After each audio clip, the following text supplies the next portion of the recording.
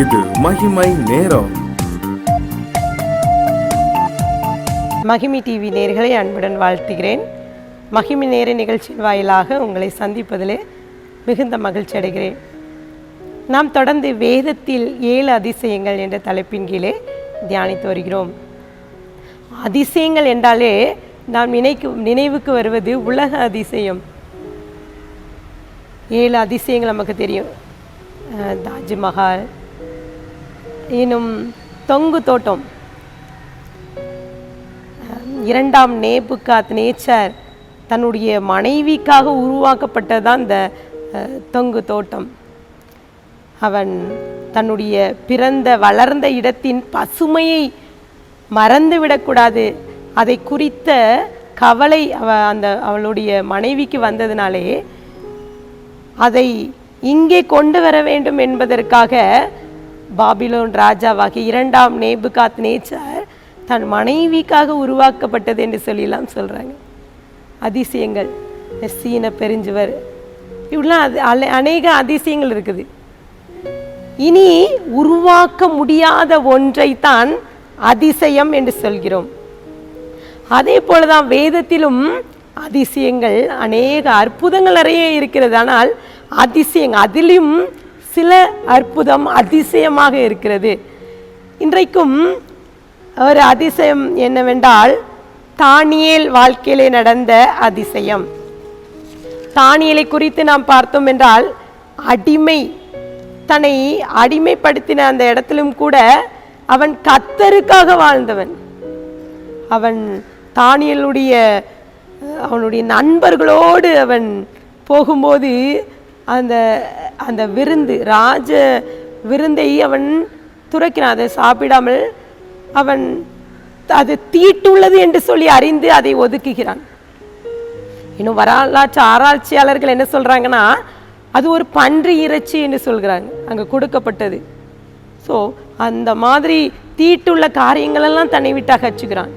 தானியேல் எல்லாவற்றையும் காட்டிலும் தானியேலும் அவனுடைய நண்பர்களும் சிறந்து விளங்குகிறார்கள். இப்போ பார்த்தீங்கன்னா, அங்கே நடந்த ஒரு சம்பவம் என்னன்னா, தரியு ராஜா தனது ராஜ்யபாரம் பண்ணும் வேளையிலே அங்கே 120 தேசாதிபதிகளை தேர்ந்தெடுத்தான். இந்த 120 தேசாதிபதிகளை ஆளுவதற்காக, அவர்களை கண்ட்ரோல் பண்ணுவதற்காக 3 பேரை நியமித்தார். அதிலே தானியேலும் ஒருவன். இப்போ அந்த தேசாதிபதிகள் எந்த ஒரு குற்றமும் செய்ய முடியாது, எதையும் ஏமாற்ற முடியாது. அதற்காகவே தரியு ராஜா இங்கே மிக சிறப்பாக 3 பேரை நியமித்தார். அதிலே தானியேல் மிகவும் ஞானம் உள்ளவன். ஸோ அதனால தான் அங்கே இருக்கிற தேசாதிபதிகளுக்கு தானியேல் மேலே பொறாமை வந்தது. இதனாலே அவனை எப்படியாவது அழிக்க வேண்டும் என்று வகை தேடிக் கொண்டிருக்கிறார்கள். அப்போது நடந்த காரியம், அங்கே ராஜாவை தவிர யாரையும் வணங்கக்கூடாது, அதை வைத்து தானியேலை சிங்க கெபியிலே போட வேண்டும் என்று முடிவெடுக்கிறார்கள். சிங்கம், இது ஒரு பெரிய அதிசயம்ல. அதை நான் பார்க்கும்போது நடக்காத ஒன்று. ஒரு சிங்கம் என்றால் அது ஒரு தனி சிறப்பு வாய்ந்தது. நாம் பார்த்தீங்கன்னா, அந்த சிங்கம் காட்டுக்கு ராஜா என்று சொல்லுவோம் பாருங்க. சிங்கம் பசிச்சா அதுக்கு அது தண்ணி குடிக்கதான். அப்படி ஒரு பெண் சிங்கம், ஒரு ஆண் சிங்கம், பெண் சிங்கம் 4 கிலோ ஒரு நாளைக்கு சாப்பிடுமா, அந்த ஆண் சிங்கம் 7 கிலோ கறியை சாப்பிட்டு விடுமா. இன்னும் ஆண் சிங்கம் 150 முதல் 250 கிலோ எடை உடையதான். ஆண் சிங்கம் 150லேருந்து 250.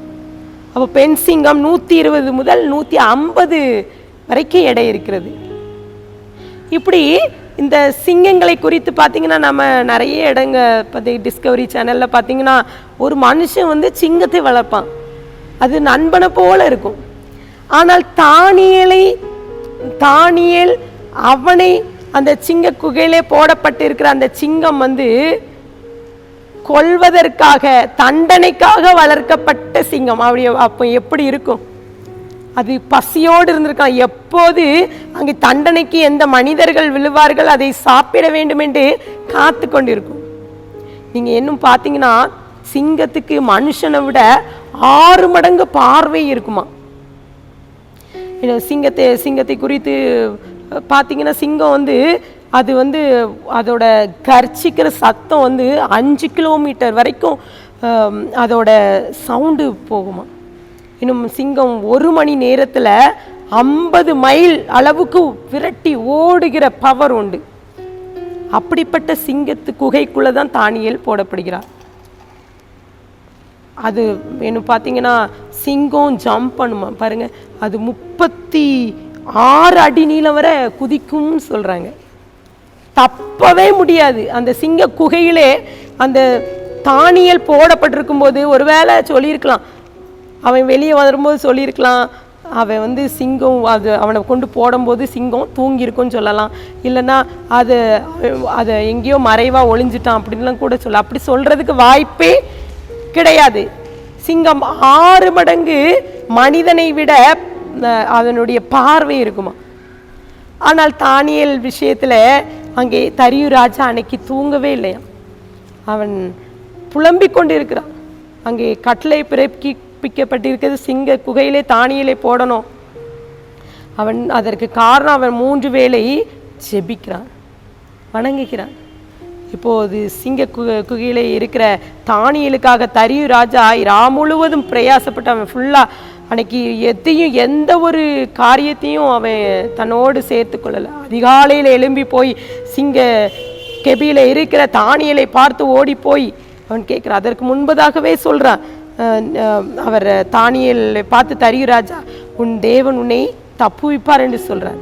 மறு பக்கத்தில் நீங்கள் பார்த்தீங்க, தானியேல் 6ஆம் அதிகாரத்தில் நீங்கள் பார்த்தீங்கன்னால் 26ஆம் வசனம் சொல்கிறது, ராஜா கெபியின் கிட்டே வந்தபோது துயர சத்தமாய் தானியேலை கூப்பிட்டு, தானியேலே, ஜீவனுள்ள தேவனுடைய தாசனே, நீ இடைவிடாமல் ஆராதிக்கிற உன் தேவன் உன்னை சிங்கங்களுக்கு தப்புவிக்க வல்லவராயிருந்தாரா என்று தானியேலை கேட்டான்.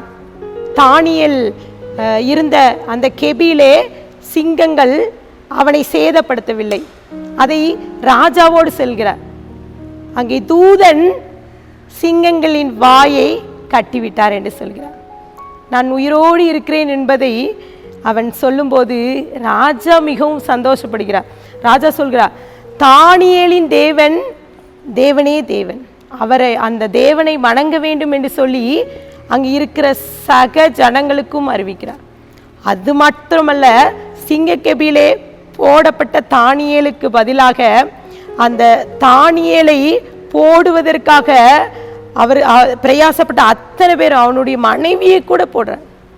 ஆனால் அந்த சிங்கம் அங்கே கீழே அந்த நுழைவாயிலே போடப்பட்ட அந்த டைம்லேயே அதை அவர்களை கடித்து சாப்பிட்டு விட்டது என்று சொல்லி அங்கே போடப்பட்டிருக்கிறது. இப்போது தானியேலின் தேவன் மெய்யான தேவன் என்பதை தரியு ராஜா அறிந்து கொண்டார். பிரியமானவர்களை, இன்றைக்கும் இந்த காரியங்கள் நமக்கு தெரிந்த சம்பவம் தான். தானியேல் அந்த சிங்க கெபியிலிருந்து தப்புவிக்கப்பட்டது ஒரு ஆச்சரியமான ஒரு காரியம். இது ஒரு அதிசயம், எங்கும் நடக்காத ஒன்று. சிங்கங்கள் சாப்பிட்டதுனால தான் தானியேலை சாப்பிடவில்லை, அப்படி அல்ல. அங்கே தேவதூதன் சிங்கங்களின் வாயை கட்டி போட்டார். பிரியமானவர்கள், இன்றைக்கு கூட நமக்கு விரோதமாக ஏதோ காரியங்கள் நடந்து கொண்டு இருக்கலாம், சிங்கம் போன்று பிரச்சனைகள் வந்து கொண்டு இருக்கலாம். ஆனால் கர்த்தர் இன்றைக்கு சொல்கிறார், அந்த நமக்கு விரோதமாக எழும்புற அந்த காரியத்தில் சிங்கம் போல பிரச்சனை வந்தாலும் தேவதூதன் வாயை கட்டி போட்டது போல நமக்கு விரோதமாக எழும்புற ஆயுதம் கர்த்தர் வாய்க்காத போகும்படியாக செய்வார் என்ற இந்த நிச்சயத்தை பெற்றுக்கொள்ளும். கண்களை மூடி ஜெபிக்கலாம். அன்பின் பரலோக தகப்பனை ஸ்தோத்திரிக்கிற இந்த நாளிலும் தானியேலின் தேவன் மெய்யான தேவன் என்பதை தரியு ராஜா அறிந்து கொண்டது போல நாங்களும் கூட இந்த அதிசயங்களை பார்க்கிறோம். இந்த ஒரு சிங்கம், அது பசியோடு இருந்த சிங்கம் தானியேலை அது சாப்பிடாது விட்டது போல நாங்களும் கூட சில வேளைகளிலே நீங்கள் அதிசயங்களை செய்கின்ற தேவன், நீர் அதிசயமானவர் என்பதை மறந்து விடுகிறோம். எங்களுக்கு விரோதமாக எழும்பு ஆயுதம் வாய்க்காதே போகும் என்று சொன்னது போல நாங்களும் கூட அந்த வார்த்தையை சுதந்திரித்து கொள்ள உண்மையே உடைய அதிசயங்களை நாங்கள் பார்க்கும்படி எங்கள் கண்களை திறந்து அருங்க. இந்த நாளிலும் எங்களை ஒப்பு கொடுக்கிறோம், தாழ்த்துகிற உண்மையாக்குறோம். மீட்பர் மூலம் கேட்குற பிதாவே, ஆமேன்.